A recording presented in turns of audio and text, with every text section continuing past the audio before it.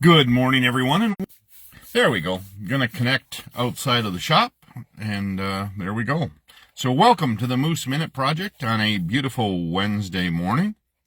Sun will be up all day the way it sounds. It's gonna be getting kind of muggy in southwest Wisconsin. That's okay. I'll take that over the 60 below or 40 below or whatever it could be here in, a few short months. So we will take what we can get. So welcome to the Moose Minute Project. This is a continuation from yesterday. So this land is your land, part 2. I guess I was talking about Christians in general. I got to thinking the other day too about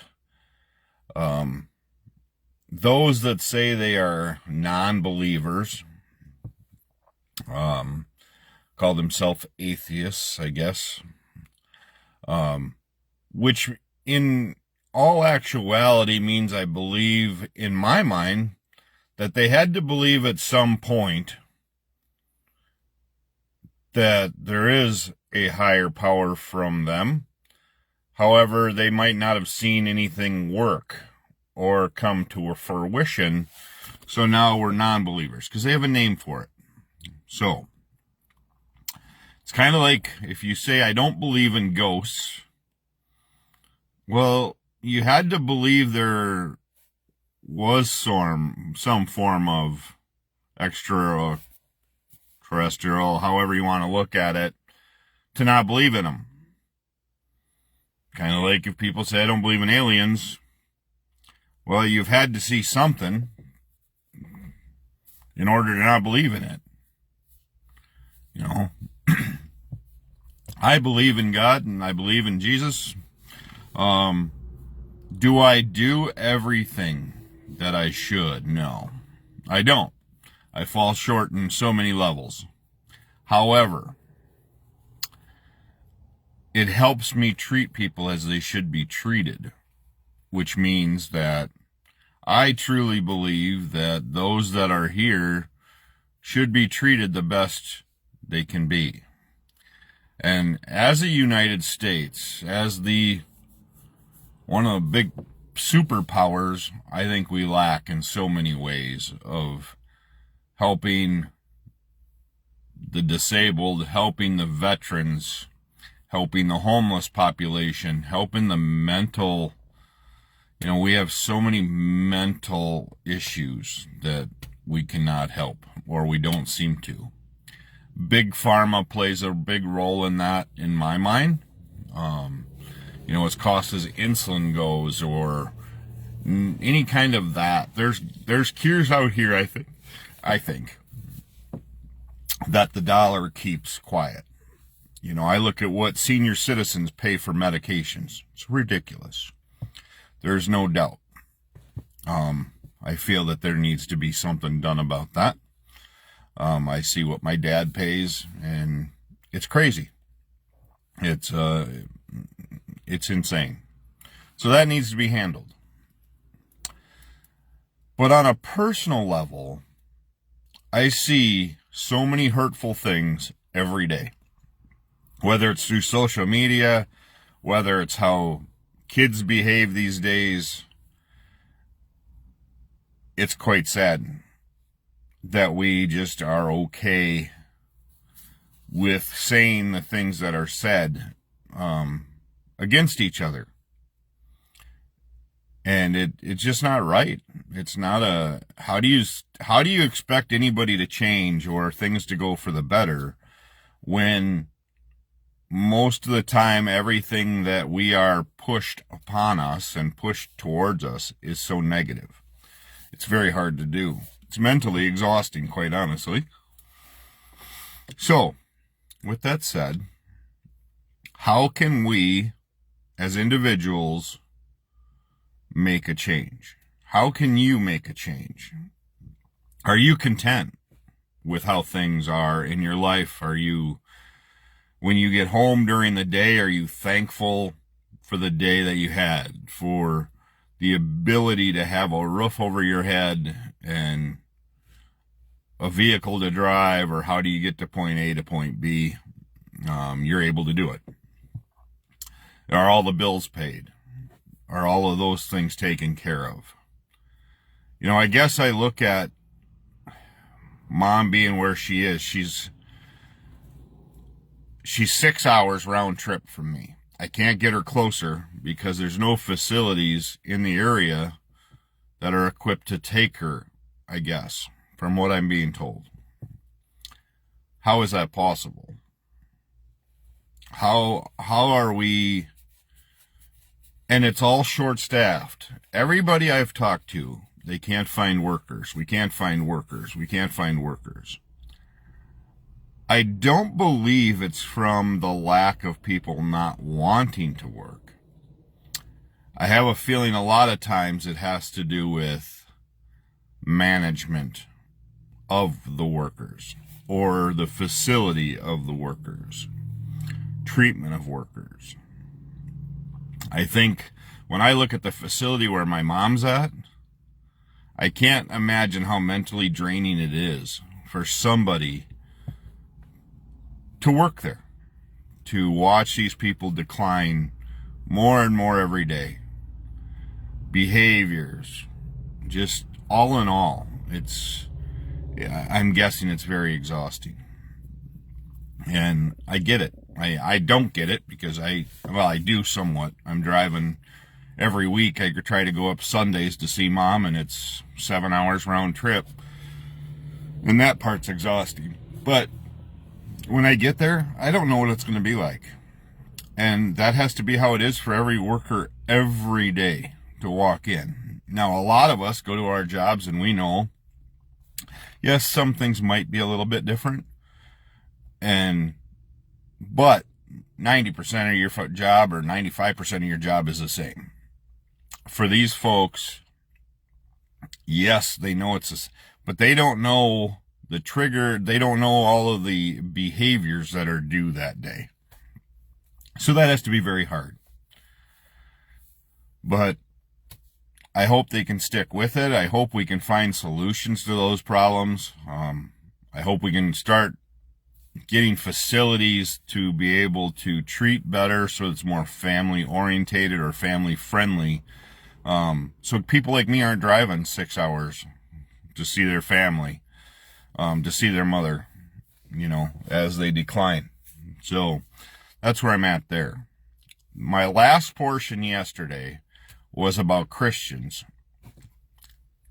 And here's where I struggle the most with the word Christian. I had Pastor Rick in Richland Center, great guy at Park Street Christian Church, and Pastor Pete in Garrison. Probably the last two pastors. Pastor Dallas in Aiken was always there too, and I could listen to him and we could talk things through. Pastor Pete, absolutely adored the man. Had a lot of Bible studies with him, did a lot of things there, could discuss anything with him. And he is let go from the church for exponential reason, whatever. A lot of it, I think, is that the congregation all of a sudden doesn't like what a pastor is speaking about, whether it's tithing. And tithing, I think, brings up a lot of it.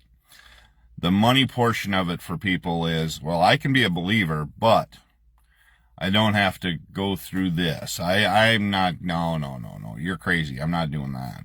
So then we just push people aside and we go our own way. I think that's why there's so many different types of churches in the United States. A, because of the freedom of it, but B, because we have to find a thing that the congregation will be happy with. They don't want to hear the whole truth. They just want to be able to say, I went to church on Sunday.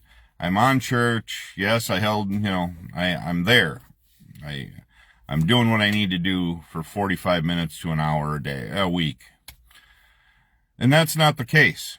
I mean, Pastor Pete, I wish I know he lives here in Wisconsin. I wish I could get a hold of him more. Pastor Dallas married me the first time, and was truly a blessing to the church in Aiken, and his family was as well, his wife Diane. And it's very, very humbling when you're around people that are truly into the word for a reason. Pastor Rick, again, the congregation here at Park Street, I think just kind of parted ways. Not sure why, and it wasn't up to me. I wasn't an elder, or I wasn't on any kind of board. I'm just part of the congregation. But I walked away after a lot of things happened. And when I was going through my divorce and going through stuff like that, you find out, people kind of part ways when you're not into their society. Before I got married, I had what I thought a lot of friends. My first time. Had a lot of friends, thought I had a lot of them, but I quit going to the bars, quit doing that stuff. And then you find out that group is no longer really your friends. They were just people you drank with, or whatever it may be.